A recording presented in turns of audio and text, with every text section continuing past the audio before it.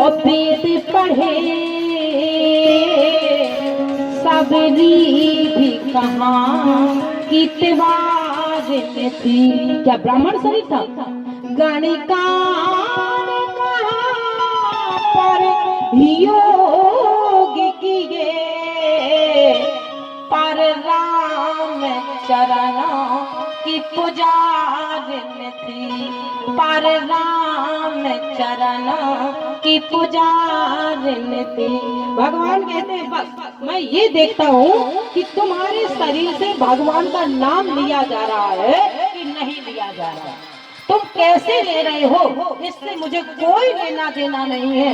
मैं तो केवल यही देखता हूँ एक घड़ी आधी घड़ी ओ आधियों में पुण्य ओ तुलसी संगद साध के हरहि कोट अपराध।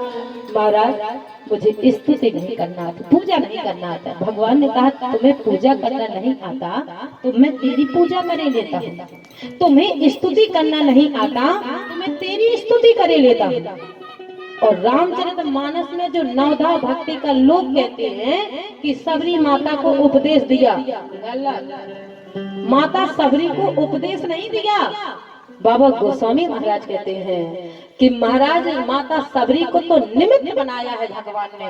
ए सबरी तेरे अंदर नौ भक्ति विद्यमान है और तुझे मेरी स्तुति करना नहीं आता तो मैं तेरी स्तुति करे लेता हूँ। और कह रहे हैं कि नवधा भक्ति का उपदेश सबरी मैं तुझे निमित्त बना करके संसार के लोगों को तो उपदेश दूंगा नवधा भक्ति का कि इस संसार के लोगों अगर नौ भक्तियों में से कोई एक भक्ति तुम्हारे अंदर आ जाए तो वो मुझे प्रिय हो जाएगा। लेकिन ए सबरी मैं तेरी स्तुति कर रहा हूँ। प्रथम भक्ति संतन कर संगा दूसरी एक और कहना चाहेंगे। आप जैसा कि जानते हैं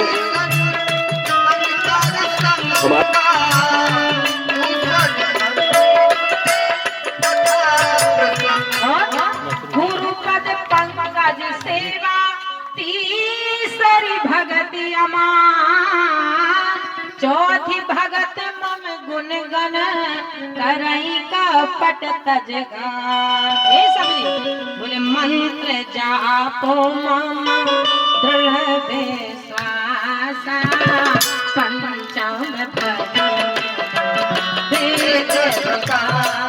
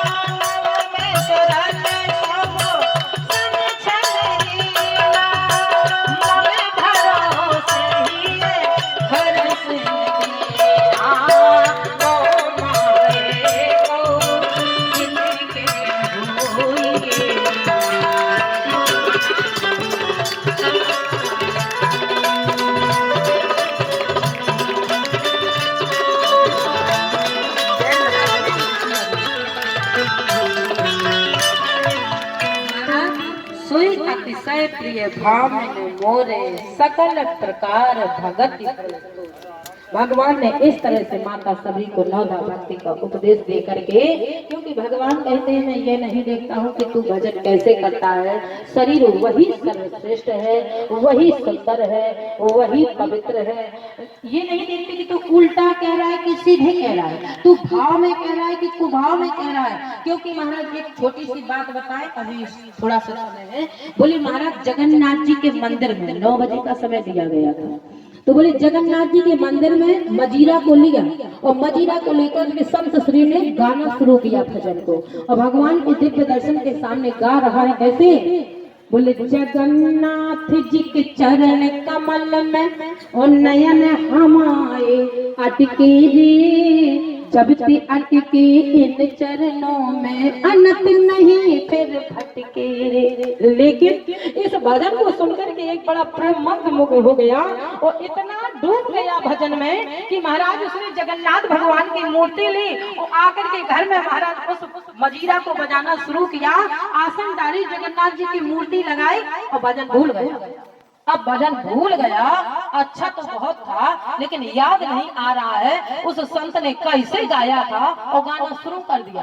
अब गा क्या रहा है, वो तो कह रहा था कि जगन्नाथ जी के चरण कमल हो, ये क्या कह रहा है, जगन्नाथ जी के चरण कमल में नयन हमारे अटके, और ये क्या कह रहा है, जगन्नाथ जी के नयन कमल में चरण हमारे अटके रे, जब ते अटके इन नैनों में अनंत नहीं फिर भटके रे। जगन्नाथ जी के नयन कमल में चरण हमारे अटके रे, जब ते अटके इन चरणों में अनंत नहीं फिर भटके रे। भगवान कहते हैं मैं ये नहीं देखता हूँ कि तू कैसे कर रहा है, तू कर रहा है कि नहीं। लक्ष्मी जी से कहा मेरा पीताम्बर लाओ, क्यों, बोले देख नहीं रही हो कितने मन मुग्ध होकर के भजन गा रहा है, नृत्य कर रहा है। लक्ष्मी जी ने कहा पहले देख लो महाराज, पहले सुन तो लो गा क्या रहा है।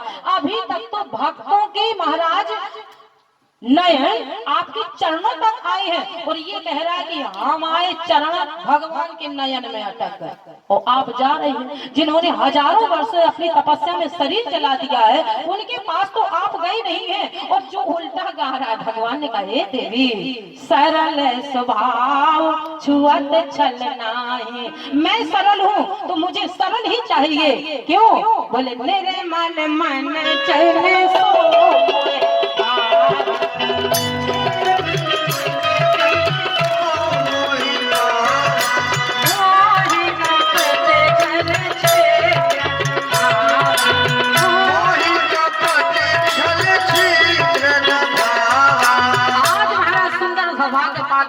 सबरी मैया ने अपने जीवन को धन्य किया और भगवान को महाराज लाकर के सुंदर सुंदर क्या लाई थी प्रसाद में खिलाने के लिए, बेर गलत।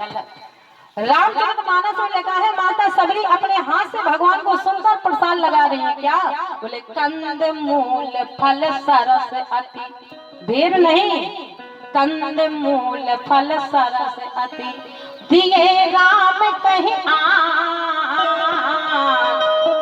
बार बार भगवान को दे रही है और बारंबार बखान प्रभु। भगवान से करें ठाकुर जी मेरे प्रसाद को स्वीकार करो, मेरे प्रसाद को ग्रहण करो। प्रेम सहत खाए प्रभु बेरम बेर बखान, यानी बेरम बेर का मतलब बेर बेर नहीं, बेर नहीं खिला रही है, कंद मूल फल का फल देकर के प्रसाद लगा करके, और भगवान बेर बेर मंगा रहे हैं, बार बार मंगा रहे हैं। यानी